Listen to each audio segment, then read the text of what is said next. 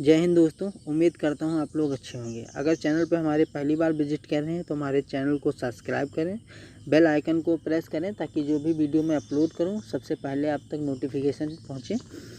तो हमने पिछली वीडियो में डिस्कस किया था फाइलम कॉर्डेटा, इससे बाद हमने डिस्कस किया शेप साइज को डिस्कस किया था बैलेनोग्लॉसस की। तो आज के वीडियो में हम डिस्कस करेंगे डाइजेस्टिव सिस्टम, बैलेनोग्लॉसस का डाइजेस्टिव सिस्टम डिस्कस करेंगे, जो कि आपके एग्ज़ाम के पॉइंट ऑफ व्यू से बहुत ही इम्पॉर्टेंट है। ये आपके लॉन्ग टाइप क्वेश्चन में पूछा जाता है, जो कि 7 नंबर में आता है, 7 या 5 नंबर में आता है। तो आप इसको अच्छी तरीके से प्रिपेयर करें। तो आइए हम देखते हैं डाइजेस्टिव सिस्टम क्या होता है और किस प्रकार से डाइजेशन इसका होता है। तो ये डिस्कस करते हैं डाइजेस्टिव सिस्टम ऑफ बैलेनोग्लॉसस। ठीक, तो बैलेनोग्लॉसस में डाइजेस्टिव सिस्टम एक कंप्लीट होता है। डाइजेस्टिव सिस्टम जो होगा कंप्लीट होगा, एलोंगेटेड यानी लंबा होगा, स्ट्रेट होगी यानी सीधी होगी, और एलिमेंट्री कैनाल के फॉर्म में होता है। क्या होता है? एलिमेंट्री कैनाल के फॉर्म में होता है, तथा इसके डाइजेस्टिव सिस्टम में कोई भी डाइजेस्टिव ग्लैंड नहीं पाई जाती है। क्या नहीं पाई जाती है? कोई भी डाइजेस्टिव ग्लैंड नहीं पाई जाती है। तो आप लोग ये ध्यान रखेंगे। तो आइए हम आगे देखते हैं। डाइजेस्टिव सिस्टम को यहाँ पे देखिए डिवाइड किया गया है। डाइजेस्टिव सिस्टम को डिवाइड करके अगर पढ़ते हैं तो हमको ज़्यादा आसानी होगी। तो डाइजेस्टिव सिस्टम को 2 पार्ट में डिवाइड किया गया है, alimentary canal and food feeding and digestion. किस में डिवाइड किया गया है? एलिमेंट्री कैनाल में डिवाइड किया गया है, and second food feeding and digestion में डिवाइड किया गया है। तो हम सबसे पहले एलिमेंट्री कैनाल को डिस्कस करेंगे। तो इसमें क्या क्या आएगा?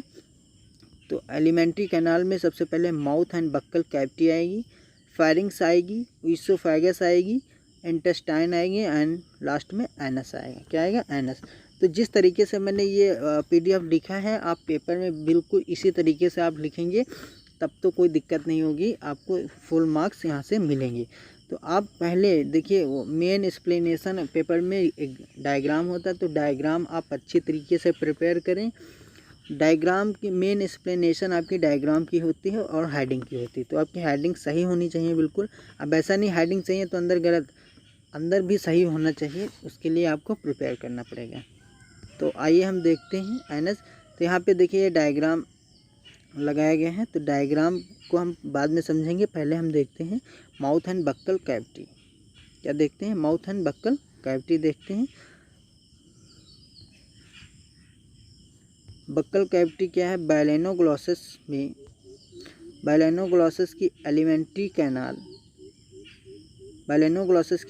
कैनाल का पोस्टीरियर एंड माउथ के फॉर्म में होता है। किसके फॉर्म में होता है? माउथ के रूप में होता है, मुंह के रूप में होता है। एलिमेंट्री कैनाल का पोस्टीरियर एंड पिछला सिरा जो होता है माउथ के रूप में होता है, जो बक्कल कैविटी में ओपन होता है। कहाँ पे ओपन होता है? बक्कल कैविटी में ओपन होता है। नॉर्मली माउथ प्रोबॉसिस व कॉन्ट्रैक्टाइल के मिडिल बॉडी के वेंट्रल सरफेस पर राउंडेड होल के फॉर्म में होता है। क्या होता है? माउथ जो बक्कल कैविटी में ओपन होता है, और नॉर्मली माउथ प्रोबॉसिस कॉन्ट्रैक्टाइल के मिडिल बॉडी के वेंट्रल सरफेस पर एक राउंडेड होल यानी गड्ढे नुमा के फॉर्म में होता है, जो कि लगातार खुलता व बंद होता है। क्या होता है? लगातार खुलता व बंद होता है। बक्कल कैविटी में कॉलर रीजन में एक स्मॉल साइज की कैविटी के फॉर्म में होती है। बक्कल कैविटी जो होती है कॉलर रीजन में स्मॉल साइज की कैविटी के फॉर्म में होती है, जिसके अगले सिरे पर क्या होता है? जिसके अगले सिरे पर इसकी वॉल से स्मॉल आउटग्रोथ डेवलप होती है। क्या होती है? एक छोटी सी आउटग्रोथ डेवलप होती है, जिससे बक्कल डाइवर्टिकुलम कहते हैं। क्या कहते हैं? बक्कल डाइवर्टिकुलम कहते हैं। इसको आप याद रखेंगे। स्टार्टिंग में साइंटिस्ट द्वारा बक्कल डाइवर्टिकुलम को बैलेनोग्लॉसस का नोटोकॉर्ड मानते थे। जो स्टार्टिंग में साइंटिस्ट आए तो इतनी जानकारी नहीं थी, तो स्टार्टिंग में क्या हुआ? बक्कल डाइवर्टिकुलम को बैलेनोग्लॉसस का नोटोकॉर्ड मानते थे, तथा इसके इनकम्प्लीट स्ट्रक्चर के बेस पर इससे सब फाइलम हेमिकॉर्डेटा के सदस्यों के फाइलम कॉर्डेटा में रखा गया था। कहाँ रखा गया था? फाइलम हेमिकॉर्डेटा के सदस्यों को फाइलम कॉर्डेटा में रखा गया था। लेकिन यह स्पष्ट था कि यह स्ट्रक्चर रियल नोटोकॉर्ड नहीं है। क्या नहीं है? रियल यानी वास्तविक नोटोकॉर्ड नहीं है। बक्कल कैविटी का यह पार्ट फायरिंग्स में ओपन होता है। कहाँ ओपन होता है? फायरिंग्स में। ये आप कनेक्ट करके जरूर लिंक करके रखेंगे ना एक दूसरे से, कौन पार्ट कहाँ पे ओपन हो रहा है और कौन सा कहाँ पे बंद हो रहा है, ये चीज़ आपको बिल्कुल कनेक्ट करके लिखेंगे तो ये ज़्यादा सही रहेगा। ठीक, इसके बाद हम देखते हैं फायरिंग्स। इसमें बक्कल कैविटी का पोस्टीरियर इन फायरिंग्स के द्वारा कवर्ड रहता है। किसके द्वारा कवर्ड रहता है? फायरिंग्स के द्वारा कवर रहता है। एलिमेंट्री कैनाल का यह पार्ट ट्रंक के ब्रांकियल रीजन में अरेंज रहता है। कहाँ अरेंज रहता है? ब्रांकियल रीजन में अरेंज रहता है इंटरनली। फायरिंग्स का इनर पार्ट कुछ आउटग्रोथ की प्रेजेंस के कारण वेंट्रल पार्ट व डोर्सल पार्ट में डिवाइड रहता है। क्या रहता है? वेंट्रल व डोर्सल पार्ट में डिवाइड रहता है। कुछ आउटग्रोथ के कारण ये वेंट्रल एंड डोर्सल पार्ट में डिवाइड रहता है। तो आगे हम देखते हैं फायरिंग्स का डोर्सल पार्ट एक्सक्रीशन में तथा वेंट्रल पार्ट एब्जॉर्प्शन में हेल्प करता है। किस चीज़ में हेल्प करता है? फायरिंग्स का डोर्सल पार्ट यानी पिछला सिरा जो होगा एक्सक्रीशन यानी उत्सर्जन में मदद करेगा तथा वेंट्रल पार्ट जो होता है एब्जॉर्प्शन यानी अवशोषण में सहायता करता है। फायरिंग्स के डोर्सल पार्ट में यू शेप की गिल स्लिट अरेंज रहती है। क्या अरेंज रहती हैं? गिल स्लिट अरेंज रहती हैं, जिसके द्वारा गैसियस एक्सचेंज होता है। क्या होता है? गैसियस एक्सचेंज होते हैं यानी गैस का आदान प्रदान होता है तथा रिस्पायरेशन में हेल्प करता है। क्या करता है? रिस्पायरेशन में यानी श्वसन में सहायता करता है। फायरिंग्स के वेंट्रल पार्ट में फूड कलेक्शन किया जाता है। फूड का कलेक्शन होता है। फायरिंग्स के वेंट्रल पार्ट में फूड का कलेक्शन किया जाता है और यह ईसोफेगस में ओपन होता है। कहाँ ओपन होता है? ईसोफेगस में। तो हम इसको देखेंगे ईसोफेगस क्या होती है। ईसोफेगस यह फायरिंग्स में प्रेजेंट गिल स्लिट के आखिरी पैर के पीछे अरेंज रहता है। कहाँ पे अरेंज रहता है? तो यह फायरिंग्स में प्रेजेंट गिल स्लिट के आखिरी पैर यानी लास्ट वाले जोड़े के पीछे अरेंज रहता है। और ईसोफेगस अपने पिछले पार्ट में पतली नलिका के फॉर्म में होता है। क्या होता है? पतली नलिका के फॉर्म में होता है जो लास्ट में इंटेस्टाइन के साथ जुड़ जाता है। कहाँ पे जुड़ जाती है? इंटेस्टाइन के साथ जुड़ जाता है। तो ये हम आगे देखते हैं। इंटेस्टाइन बैलेनोक्लोसिस की एलिमेंट्री कैनाल का यह पार्ट ट्रंक के हिपैटिक रीजन में अरेंज रहता है। कहाँ पे अरेंज रहता है? हिपैटिक रीजन में अरेंज रहता है। इंटेस्टाइन की हिपैटिक रीजन की डोर्सल सरफेस पर राउंडेड आउट ग्रोथ की कुछ स्ट्रक्चर प्रेजेंट रहते हैं। क्या प्रेजेंट रहते हैं? कुछ स्ट्रक्चर प्रेजेंट रहते हैं जिन्हें हिपैटिक सीका कहते हैं। क्या कहते हैं? हिपैटिक सीका कहते हैं। पोस्ट हिपैटिक रीजन में इंटेस्टाइन में एक थिन ट्यूब के फॉर्म में होती है। दैट मीन्स पतली ट्यूब के फॉर्म में होती है जिसकी इनर सरफेस पर अनेक सिलिया पाए जाते हैं। क्या पाए जाते हैं? जिसकी इनर सरफेस पर अनेक सिलिया पाए जाते हैं। अंत में यह पार्ट एनस में ओपन होता है। कहाँ पे ओपन होता है? एनस में ओपन होता है। तो हम देखते हैं एनस क्या है। एलिमेंट्री कैनाल अपने पोस्टीरियर एंड पर एक गोलाकार पोर यानी छिद्र के फॉर्म में ओपन होती है जिसे एनस कहते हैं। क्या कहते हैं? एनस कहते हैं। एलिमेंट्री कैनाल जो होगी वो पोस्टीरियर यानी पिछले सिरे पर एक गोलाकार छिद्र के फॉर्म में ओपन होगी जिसे एनस कहते हैं। ट्रंक के एंड पर एक पोर प्रेजेंट होता है। क्या प्रेजेंट होता है? पोर प्रेजेंट होता है जिसके चारों ओर स्पेंचर मसल्स पाए जाते हैं। स्पेंचर मसल्स क्या होती हैं? जैसे गर्ल्स अपने बालों में रिबन्स लगाती हैं उस तरीके से होगा। तो वो जिसके कारण ये मसल्स एनल पोर के ओपनिंग व क्लोजिंग को कंट्रोल करते हैं। क्या करते हैं? एनस के ओपनिंग और क्लोजिंग को कंट्रोल करते हैं। अब हम आगे देखते हैं। अब हम देखेंगे फीडिंग एंड डाइजेशन। अब पार्ट सेकंड आया है। तो फीडिंग एंड डाइजेशन यानी फूड कैसे वो लेता है और कैसे डाइजेशन होता है, इस चीज़ को हम समझेंगे। बैलेनोग्लोसस एक सिलियरी फीडर होता है। क्या होता है? सिलियरी फीडर होता है जो गिल स्लिट की हेल्प से वाटर फिल्टर करके अपना फूड फाइंड करता है। क्या करता है? फूड को फाइंड करता है या फूड को खोजता है, इस तरीके से कह सकते हैं। बैलेनोग्लोसस एक सिलियरी फीडर है जो गिल स्लिट की हेल्प से वाटर फिल्टर करके, क्या फिल्टर करके? वाटर फिल्टर करके अपना फूड फाइंड करता है। क्या करता है? फाइंड को खोजता है या फाइंड करता है। बैलेनोग्लोसस का food micro Organics for example protozoan, larva, bacteria आदि होते हैं। क्या होते हैं? माइक्रो ऑर्गेनिम्स कहने मतलब माइक्रो ऑर्गेनिज्म वो होते हैं जो बिना जिन्हें हम नग्न आँखों से नहीं देख सकते हैं, उन्हें क्या कहते हैं, माइक्रो ऑर्गेनिज्म कहते हैं। हम उन्हें सिर्फ माइक्रोस्कोप की सहायता से ही देख सकते हैं। तो क्या होते हैं, माइक्रो ऑर्गेनिज्म होते हैं, for example protozoans, larva, bacteria आदि होते हैं।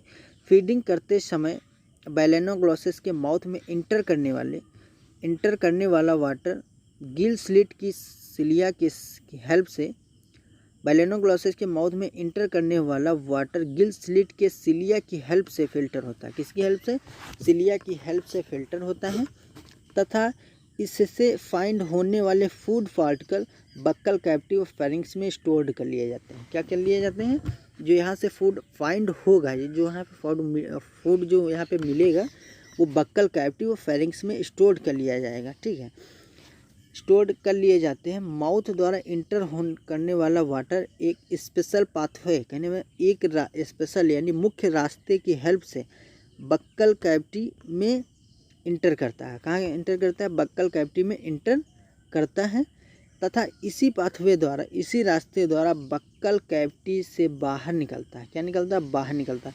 जो वाटर अंदर जाएगा, जिस रास्ते से वाटर अंदर जाएगा बॉडी के अंदर, उसी रास्ते से बॉडी से बाहर ये वाटर निकल आएगा। ठीक है, वाटर के साथ बॉडी में पहुंचने वाली ऑक्सीजन को रिस्पायरेशन में यूज़ किया जाता है। रिस्पायरेशन यानी श्वसन में यूज़ कर लिया जाता है।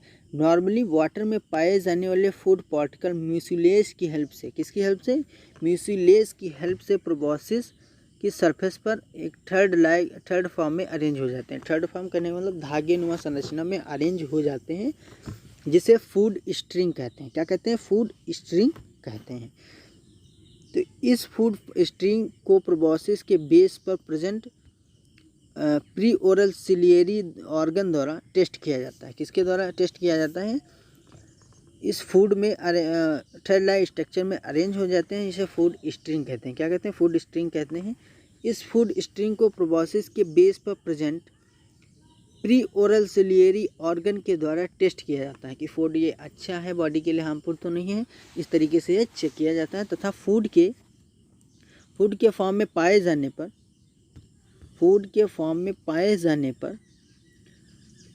फूड स्ट्रिंग के फूड को रिजेक्ट कर दिया जाता है। फूड के फॉर्म में ना पाए जाने, अगर फूड के फॉर्म में नहीं होगा तो इस पार्टिकल जो मिलेंगे इनको रिजेक्ट कर दिया जाएगा, बॉडी के बाहर भेज दिया जाएगा।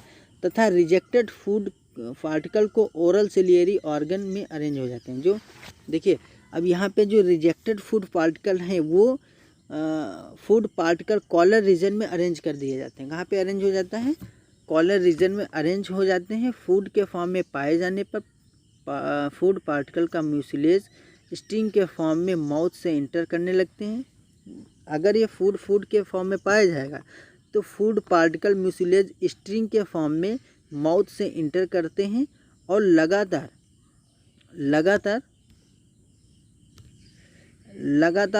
पेरिस्टेटिक मूवमेंट यानी क्रमानुकुंचन गति मूवमेंट के द्वारा इंटेस्टाइन की हिपैटिक रीजन में पहुंचते हैं। कहाँ पहुंचते हैं, इंटेस्टाइन की हिपैटिक रीजन में पहुंचते हैं। इस रीजन में पाई जाने वाली हिपैटिक सिका के फॉर्म में ग्लैंड होती है। क्या होती हैं, हिपैटिक सिका के फॉर्म में ग्लैंड होती हैं, जो स्पेशल टाइप के एंजाइम का सिक्रीशन भी करती हैं। क्या करती हैं, जो स्पेशल टाइप के एंजाइम का सिक्रीशन करती हैं, जिनकी हेल्प से फूड का डाइजेशन होता है। क्या होता है, जिनकी हेल्प से फूड का डाइजेशन होता है। बैलेनोग्लॉसेस की एलिमेंट्री कैनाल में फूड पार्टिकल डाइजेशन की प्रोसेस क्या होता है, जिनकी हेल्प से फूड का डाइजेशन होता है। बैलेनोग्लॉसेस की एलिमेंट्री कैनाल में फूड डाइजेशन की प्रोसेस कंप्लीट रूप से ज्ञात नहीं है, यानी पूरी तरीके से डाइजेशन इसका ज्ञात नहीं है। नॉर्मली फूड डाइजेशन इंटेस्टाइन के अंदर होता है। किस में होता है, नॉर्मली यानी सामान्यतः फूड का डाइजेशन जो होता है, पाचन होता है, इंटेस्टाइन के अंदर होता है, जिसमें हेपेटिक सिका द्वारा सिक्रीट एंजाइम की हेल्प से किया जाता है। किसकी हेल्प से, एंजाइम की हेल्प से किया जाता है। किसके द्वारा सिक्रीट होता है, हेपेटिक सिका के द्वारा। फूड डाइजेशन होने के बाद बचे हुए undigested food particle alimentary canal में पहुंचने वाले सैंड पार्टिकल के साथ एनस ओपनिंग के द्वारा बाहर निकाल दिए जाते हैं। क्या निकाल दिए जाते हैं, बाहर निकाल दिए जाते हैं। जिसे कास्टिंग कहते हैं। क्या कहते हैं? जिसे कास्टिंग कहते हैं। ये चीज़ आप याद रखेंगे। फूड पार्टिकल, जो अनडाइजेस्टेड फूड पार्टिकल होंगे वो एलिमेंट्री कैनाल में पहुंचने वाले सेंड पार्टिकल, यानी सेंड पार्टिकल के साथ आइनस ओपनिंग के द्वारा बॉडी के बाहर सिक्रीट कर दिए जाते हैं। ओके, जिसे कास्टिंग कहते हैं। क्या कहते हैं? जिसे कास्टिंग कहते हैं।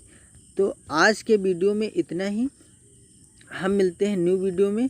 तो आइए हम सबसे पहले जो हमने डायग्राम देखा था स्टार्टिंग में उसको हम डिस्कस कर लेते हैं। तो इसका देखिए, माउथ यहाँ पे प्रेजेंट है। कहाँ पे प्रेजेंट है? माउथ आपका ये हो गया, ये आपका बक्कल डायवर्टी है। यहाँ से वाटर एंटर करेगा, यहाँ से वाटर एंटर करेगा। ये आपका डायवर्टिकुलम है, वेंट्रल मेसेंट्री है, ये यहाँ पे वेंट्रल मेसेंट्री है, प्रोबॉसिस स्केलेटन है ये। और डायग्राम आपको बिल्कुल एग्जाम में बनाना ही बनाना है, तो डायग्राम की प्रिपरेशन आप ज़रूर करें। ये एपिडर्मिस है, कॉलर मस्कल लेयर है, यहाँ पे लॉन्गिट्यूडनल मसल्स फाइबर है, यहाँ पे ग्लोमेरुलस है, ये पेरिकार्डियम है, हार्ट वेसिकल है, और यहाँ पे नर्व्स लेयर ऑफ एपिडर्मिस यहाँ पे प्रेजेंट है। ये आपकी नर्व्स लेयर और एपिडर्मिस प्रेजेंट है। Ciliated funnel and four coelom यहाँ पे प्रेजेंट है। कॉलर कॉर्ड यहाँ पे प्रेजेंट है। कहाँ पे? कॉलर कॉर्ड प्रेजेंट है। डॉर्सल कॉलर मेसेंट्री यहाँ पे है, सीलोम है। डॉर्सल लॉन्गिट्यूडनल फूड वेसिकल है, यहाँ पे फूड वेसिकल है। डॉर्सल ट्रंक मेसेंट्री है। Skeleton rods of gill slit यहाँ पे प्रेजेंट है। इधर देख लेते हैं, वीनस साइनस है, बक्कल कैविटी है, यहाँ पे फूड स्टोर किया जाता है स्टार्टिंग में। वेंट्रल कॉलर मेसेंट्रीज यहाँ पे है। मेटास्टोम वेंट्रल मेसेंट्रीज हैं, मेटास्टोम वेंट्रल मेसेंट्रीज हैं।